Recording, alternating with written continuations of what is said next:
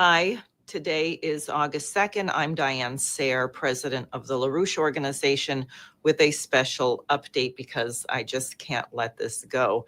As you may be aware, John Brennan, former CIA director, and James Clapper, former director of the Office of the Director of National Intelligence under Barack Obama, took to the pages of the New York Times to write a totally lying op-ed trying to refute desperately the documents that DNI Tulsi Gabbard has been releasing, which show that Barack Obama and his whole administration were involved in a scheme to undermine the Trump presidency. What they don't include, but which will be coming out shortly in a LaRouche organization white sheet, is the British role in directing this whole thing from the beginning, starting at least as early as 2015, but I think much earlier. Remember, Ray McGovern was good enough to remind us in an article on Consortium News that it was James Clapper who was doing satellite intel in 2003, largely responsible for the lie that led to possibly as many as 1 million dead Iraqis, 5,000 dead American soldiers, as many as 5,000 dead American contractors when Iraq had no weapons of mass destruction. He never apologized for that. He was never prosecuted for that. And he went on to be involved in concocting a phony case to put the United States on a war trajectory with Russia, which is where we are. So what I wanted to do is just take the New York Times op-ed, for those of you who don't have time to read all these things and research these things and refute it bit by bit. And I'm not going to refute everything in it because that would just take too long, but it's entirely a lie. Let me remind you of Leo Strauss, University of Chicago, liar in chief. That is the method of the leadership of our intelligence agencies under the Obama and Bush administrations. Tulsi Gabbard, Kash Patel seem to be a welcome break from that, but let's see how far they take this. So this is July 31st, New York Times. Brennan and Clapper, let's set the record straight on Russia in 2016. They say Tulsi Gabbard, the director of national intelligence, and John Ratcliffe, the Central Intelligence Agency director, have over the past month, now they only began on July 18th, so this is just not even 2 weeks later, claimed that senior officials of the Obama administration manufactured politicized intelligence, oh my goodness, silenced intelligence professionals, and engaged in a broad, quote, treasonous conspiracy, unquote, to undermine the presidency of Donald Trump. That is patently false. In making these allegations, they seek to rewrite history. From people who are rewriting history now as you're reading it. We want to set the record straight, and in doing so, sound a warning. Let's recap. The Trump administration's claims focus on the intelligence community's findings about Russian interference. I'm going to skip that and let us go on here to the next slide, because here's where it really gets juicy. 2 parts. The assessment also found that the Russians had developed a, quote, clear preference for Mr. Trump and aspired to help his election prospects. This is the Intelligence Committee assessment released on January 6, 2017. It further stated that the Russians employed a variety of tactics as part of the campaign, including hacking into the email accounts of Democratic Party organizations and officials, publicly releasing the stolen data through their digital allies. Does that mean Julian Assange? Is that what they're saying? WikiLeaks?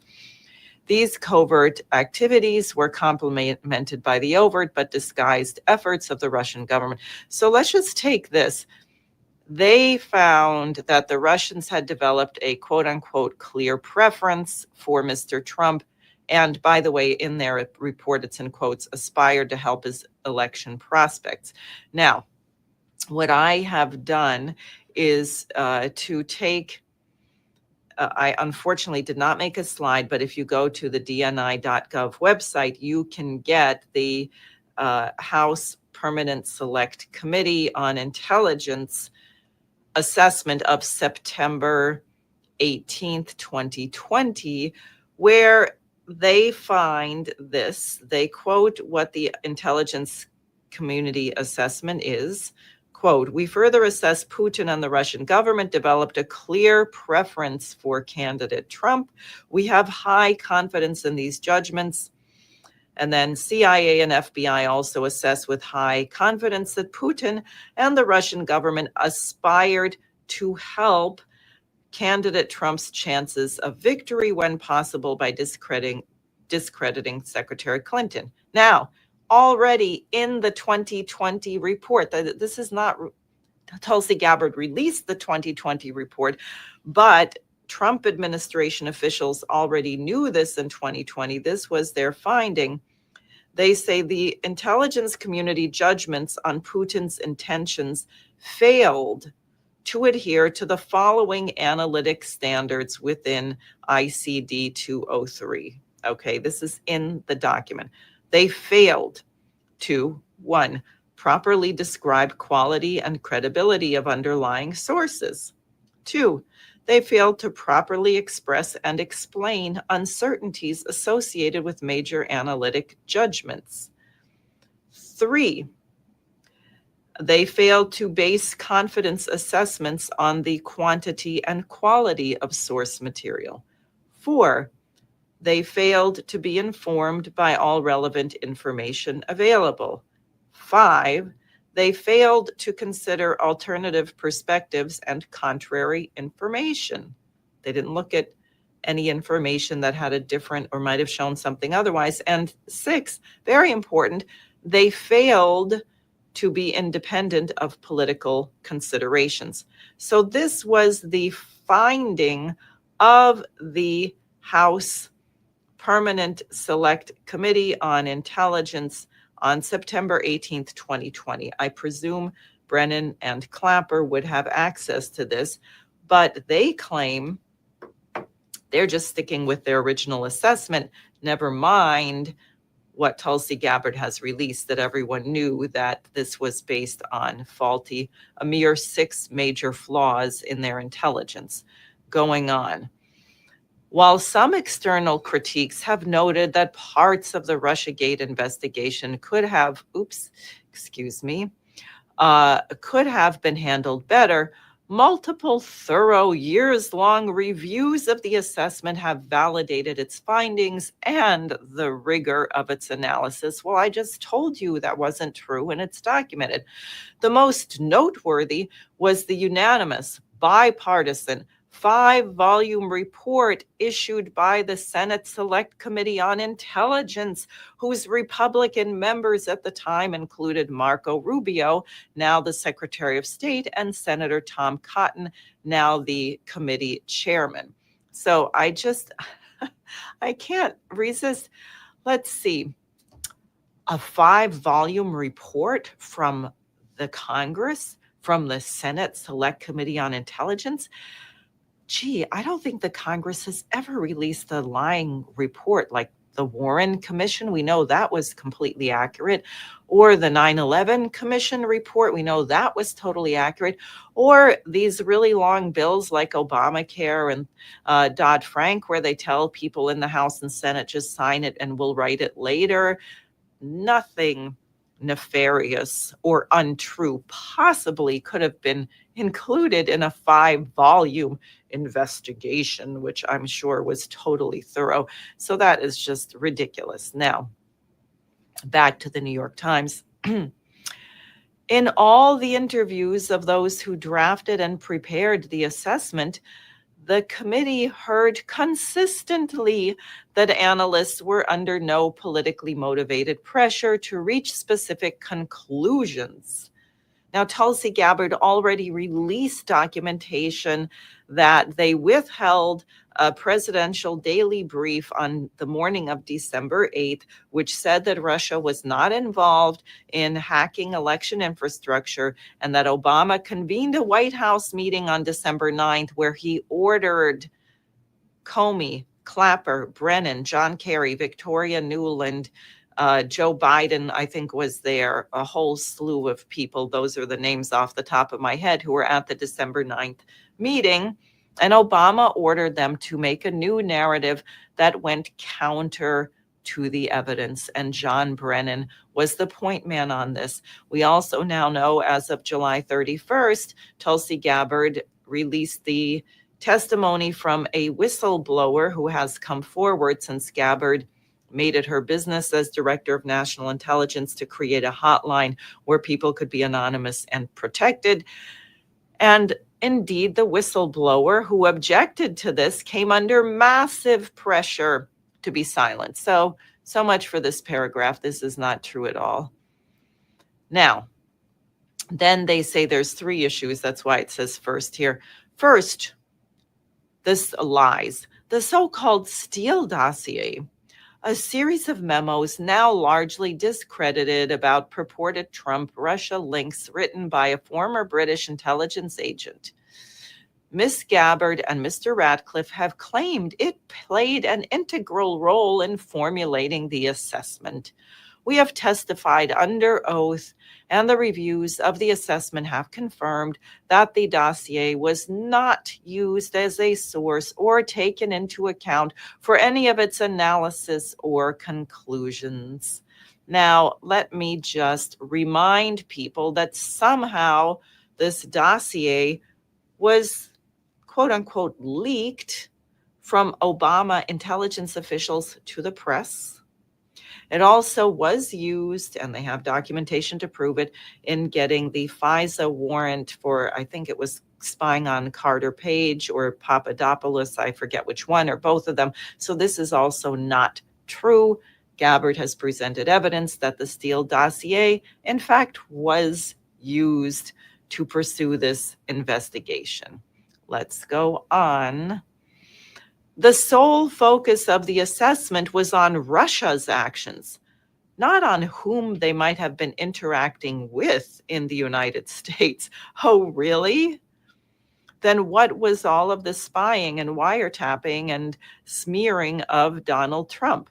Although Mr. Trump, during the 2016 campaign, publicly encouraged the Russians to find and expose Mrs. Clinton's missing emails, to which Russian cyber actors apparently responded in a matter of hours, we left that inappropriate public entreaty unmentioned. It may have been inappropriate, but it's not illegal, let me just say. So, Brennan and Clapper took to the pages of the New York Times, which shamelessly ran their op-ed, which is full of lies, presuming that all of you and all of us are too stupid and incompetent to go to dni.gov, the website of the Director of National Intelligence, and look at the documents which Secretary or Director of National Intelligence Tulsi Gabbard has posted there,